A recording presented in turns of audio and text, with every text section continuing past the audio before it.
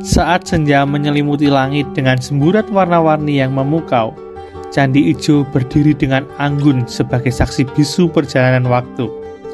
Di sini, di puncak bukit yang tenang, kita akan menelusuri jejak sejarah dan merasakan magisnya senja yang memeluk candi dengan lembut.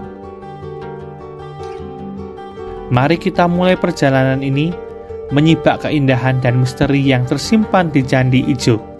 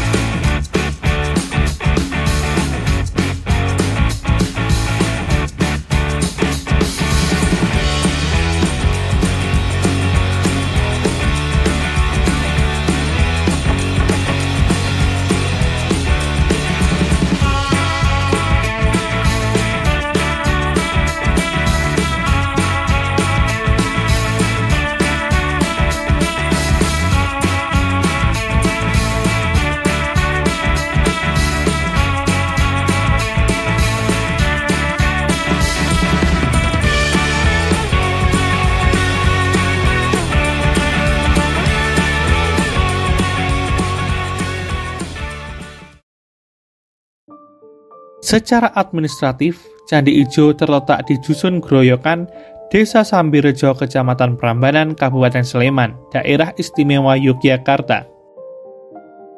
Letaknya tidak jauh dengan wisata tebing Breksi yang cukup viral beberapa tahun yang lalu. Candi ini juga dekat dengan situs Keraton Ratu Boko dan Candi Barong.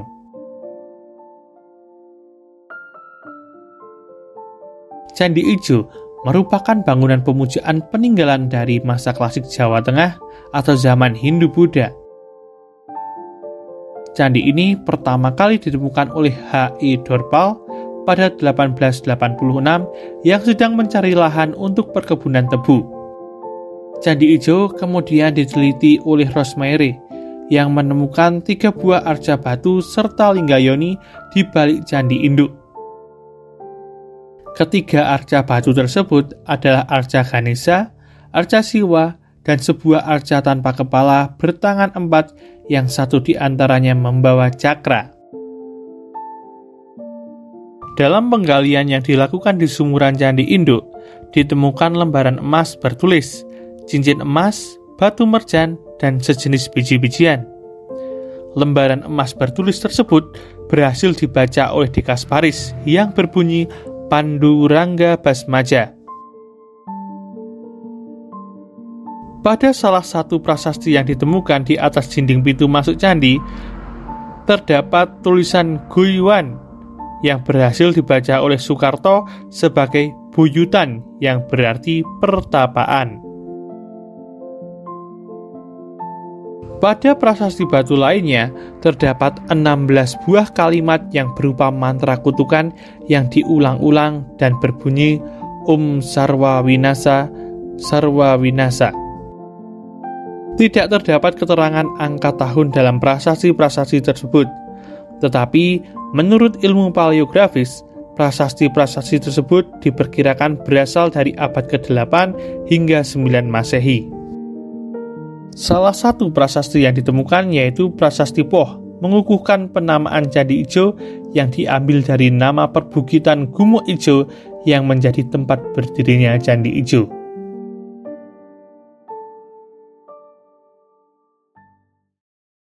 Prasasti terdiri atas 2 lembar lempeng tembaga berukuran panjang 50 cm dan lebar 20,5 cm.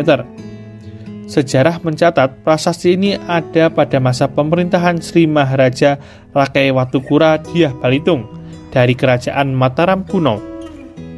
Wilayah kekuasaannya mencakup Jawa Tengah, Jawa Timur, bahkan sampai Bali.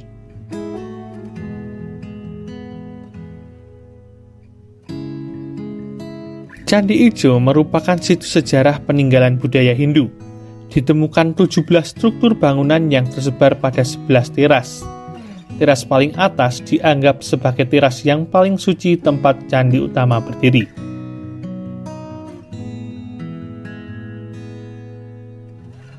Batuan bangunan Candi Ijo yang digunakan sama dengan batuan asal candi lain pada masa kerajaan Mataram kuno, yaitu Candi Prambanan. Batu andesit yang terbentuk dari batuan beku berasal dari magma digunakan sebagai bahan pembuatan candi. Tidak seperti kebanyakan candi Hindu-Buddha di Indonesia, Candi Ijo mengungkapkan keberadaan konsep peribadatan yang berbeda. Leluhur Austronesia diyakini memiliki konsep sendiri mengenai peribadatan, dengan keyakinan bahwa roh nenek moyang berdiam di gunung-gunung dan mereka memujanya melalui punden berundak. Bahkan sebelum prinsip Vastu Sastra India tertulis, leluhur kita telah membangun punden berundak raksasa di situs Gunung Padang dengan gaya mereka sendiri. Ciri khas kebudayaan asli Nusantara ini dapat ditemukan pada situs purbakala dari periode kebudayaan megalit Neolitikum pra-Hindu-Buddha. Istilah punden berundak bukan semata diartikan sebagai struktur dasar tata ruang saja, tetapi terlebih pada konsep pemujaan atau penghormatan pada leluhur. Kompleks candi utama berada di teras tertinggi. Tepat di seberang candi utama berjajar 3 candi yang lebih kecil ukurannya disebut Candi Perwara.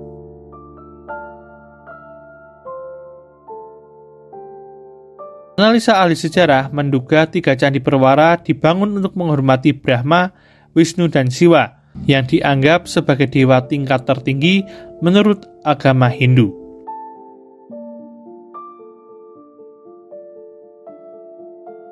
Candi Ijo dibangun sebagai tempat untuk pemujaan para dewa bagi umat Hindu. Hal ini dapat dilihat dari pembangunan candi yang tidak boleh sembarangan tempat.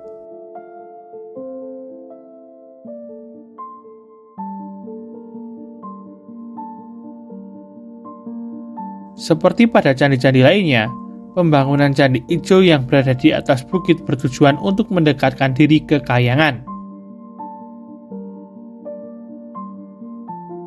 Kahyangan dipercaya umat Hindu sebagai tempat bersemayamnya para dewa. Selain itu, pemilihan lokasi di atas bukit bertujuan supaya setiap doa yang dipanjatkan lebih cepat dikabulkan oleh dewa.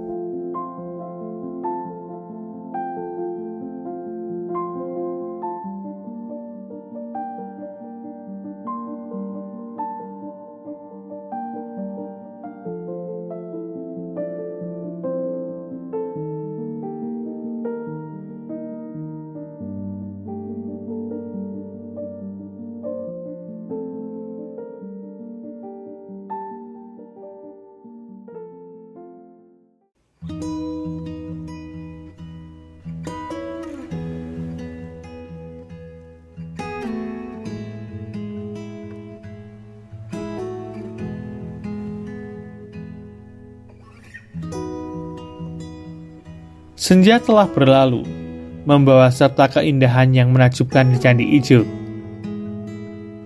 Di puncak bukit yang damai ini, kita telah menyaksikan bagaimana sejarah, budaya, dan alam berpadu dalam harmoni yang sempurna.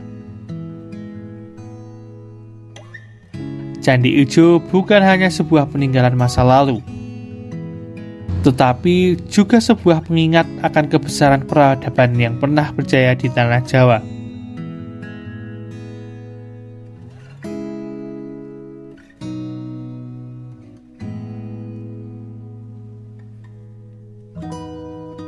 Saat kita meninggalkan candi ini, mari kita bawa serta keindahan dan kebijaksanaan yang telah kita temukan, dan terus menjaga warisan budaya ini untuk generasi mendatang.